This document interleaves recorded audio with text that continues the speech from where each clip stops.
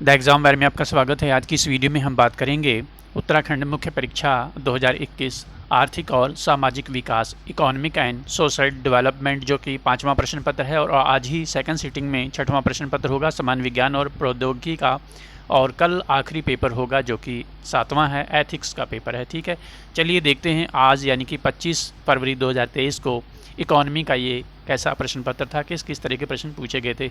Section 1 से कुल 15 प्रश्न हैं।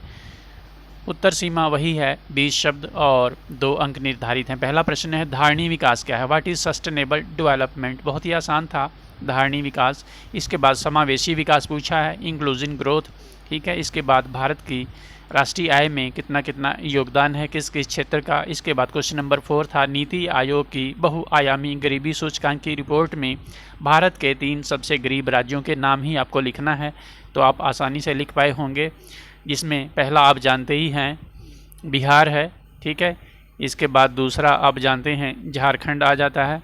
ठीक है, और इसके बाद तीसरा है उत्तर प्रदेश। ठीक है, अगला प्रश्न है भारत में 1980 से 2011 के बीच में होने वाली जनसंख्या वृद्धि दर को परिभाषित करना है। ठीक है, इसके बाद अगला है पिछले एक वर्ष में रिजर्व बैंक ने रेपो दर में कितने वृद्धि की है, तो 2022 में पूछा है। 2022 में आप जानते हैं आरबीआई ने लगभग 5 बार रेपो रेट को बढ़ाया है। 2022 का वर्ष महंगाई का वर्ष रहा है। ये शुरुआत मई से हुई थी और 4 से शुरू हुई थी। ठीक है, इसमें 0.4% की वृद्धि की गई जो कि 4.40 हो गया। फिर उसके बाद पुनः इसमें वृद्धि हुई 0.50 की। ठीक है, तो ये हो गया 4.90। इसके बाद पुनः इसमें वृद्धि हुई 0.50% की और ये हो जाता है 5.40%। इसके बाद पुनः इसमें वृद्धि होती है 0.50 की, तो ये हो जाता है 5.90%। ठीक है, इसके बाद लास्ट 7 दिसंबर को यानी कि 2022 के अंत में इसमें वृद्धि होती है 0.35% की, तो ये हो जाता है 6.25%। ठीक है, तो इस तरह से आपको लिखना था। इसके बाद अगला है विदेशी पूंजी के 2 अवयव कौन कौन से हैं। ठीक है, कुल 2 अवयवों को लिखना है, तो आप जानते ही हैं एफपीआई है, एफआईआई है, एफडीआई है। ठीक है, इसके बाद अगला है आय असमानता की हम माप कैसे करते हैं। ठीक है, how do we measure economic inequality.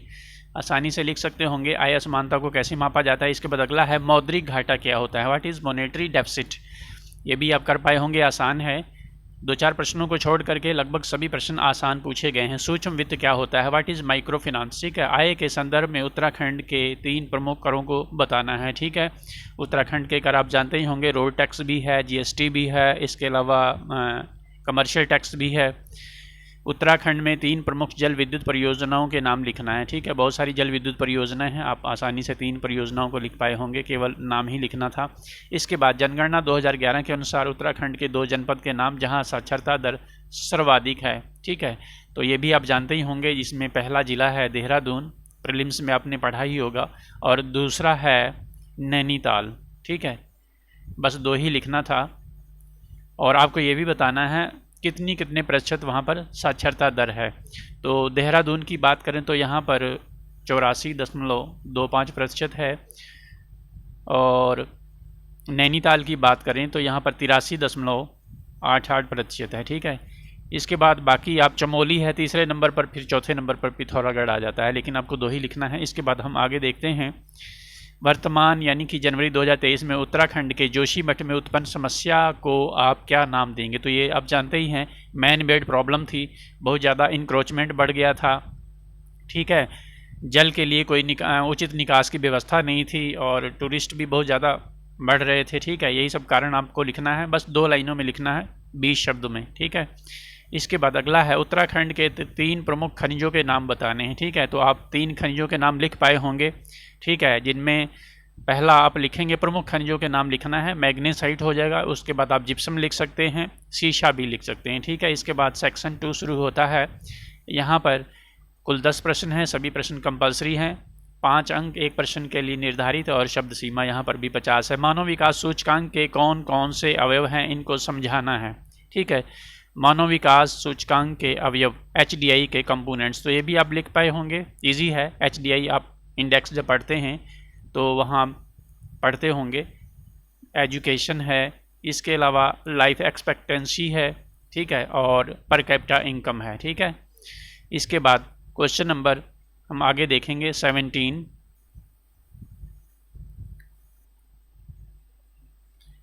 Question number 17 में पूछा है वैश्वीकरण क्या है, व्हाट इज़ ग्लोबलाइजेशन, और 18 में पूछा गया है नीति आयोग का मुख्य उद्देश्य क्या है, ठीक है। तो योजना आयोग की जगह नीति आयोग का गठन किया गया था, क्यों किया गया था, बस आपको यही लिखना है, ठीक है। इसके बाद आगे देखते हैं क्वेश्चन नंबर 19। क्वेश्चन नंबर 19 की बात करें, आर्थिक विकास के सार्वजनिक निजी साझेदारी यानी कि ट्रिपल-P प्रारूप को संक्षेप में बताना है। ट्रिपल-P क्या होता है, सार्वजनिक निजी भागीदारी, ठीक है, पब्लिक प्राइवेट पार्टनरशिप। इसके बाद अगला है चालू खाते में घाटा क्या होता है, चालू खाते में घाटा, ठीक है। करंट अकाउंट डेफिसिट क्या होता है, यह किस प्रकार अर्थव्यवस्था को प्रभावित करता है, बहुत आसानी से आप लिख सकते हैं। इसके बाद है अगला वित्तीय नीति को यानी कि डिफाइन फिस्कल पॉलिसी को डिफाइन करना है। राजकोषीय उत्तरदायित्व एवं बजट प्रबंधन FRBM अधिनियम क्या है, ठीक है, क्या भारत सरकार इसका पालन कर पाई है। इसके बाद अगला है उत्तराखंड से, उत्तराखंड राज्य में बेरोजगारी की वर्तमान स्थिति क्या है, इसको कम करने के लिए कुछ उपाय आपको बताने हैं, ठीक है। इसके बाद अगला है उत्तराखंड राज्य द्वारा कौशल वृद्धि एवं क्षमता निर्माण के लिए क्या क्या प्रयास किए गए हैं, ठीक है। इसके बाद नेक्स्ट क्वेश्चन है किस प्रकार से लिंग अनुपात एक देश के विकास को प्रभावित करता है, ठीक है। How sex ratio effects the development of a country. Section 3 शुरू होता है, कुल 7 प्रश्न है, 5 का ही उत्तर आपको लिखना है, 8 अंक एक प्रश्न के लिए हैं, 125 वर्ड लिमिट है, ठीक है। पहला क्वेश्चन है यहाँ पर महिला सशक्तिकरण से आप क्या समझते हैं। बजट 2023-24 में भारत में महिला सशक्तिकरण के लिए क्या क्या प्रावधान किए गए हैं। तो यदि आपने बजट पढ़ा है तो उसमें महिला सशक्तिकरण से संबंधित जो योजनाएं थी आपने अवश्य पढ़ी होंगी, ठीक है। आगे देखते हैं अगला प्रश्न। अगला क्वेश्चन है वस्तु एवं सेवा कर क्या है, इसकी दरें क्या है, क्या इसमें कोई कमी है। What is good and service tax, GST क्या है, और GST की आपको दरें लिख देनी है, ठीक है। GST को डिफाइन करना है, GST की अलग अलग 4 दरें हैं वो भी बतानी है आपको, और क्या इसमें कोई कमी की गई है तो कमी हुई है ये भी आपको बताना है, ठीक है। क्वेश्चन नंबर 28 है साख नियंत्रण यानी कि क्रेडिट कंट्रोल क्या है, साख नियंत्रण की गुणात्मक विधियाँ कौन कौन सी होती हैं, ठीक है, qualitative methods of credit control. Question number 29 Uttarakhand से है, उत्तराखंड राज्य की पर्यटन नीति की कुछ विशेषताओं को बताना है, ठीक है।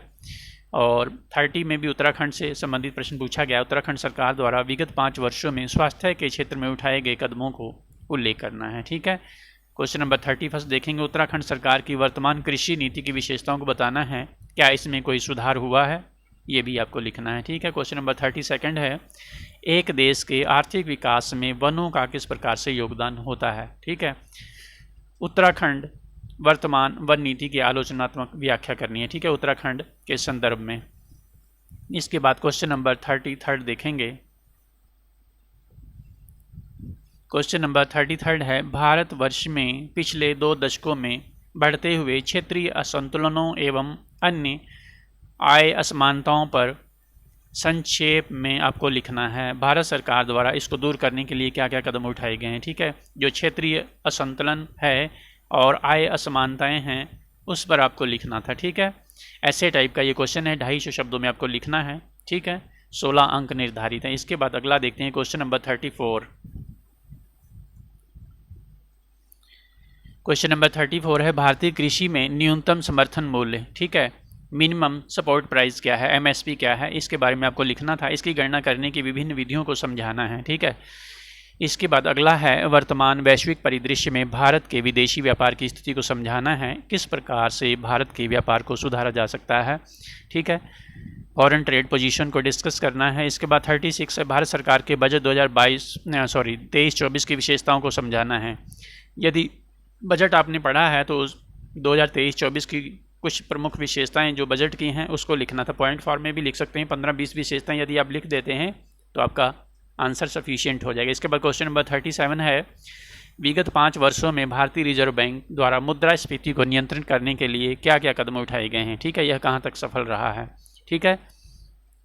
इसके बाद क्वेश्चन नंबर 38 है सूक्ष्म लघु एवं मध्यम उद्योगों में क्या भेद है, ठीक है, आपको बताना है what is the distinction between micro small and medium enterprises. ठीक है, उत्तराखंड राज्य में सूक्ष्म लघु और मध्यम उद्योगों की वर्तमान स्थिति एवं समस्याओं को समझाना है। ठीक है, इसके बाद क्वेश्चन नंबर 39 है मनरेगा पर। मनरेगा क्या है ये आपको बताना है। पहले की नीतियों से यह किस प्रकार भिन्न है, क्या यह उत्तराखंड राज्य में अपने उद्देश्यों को प्राप्त कर पाई है, यदि नहीं तो क्यों।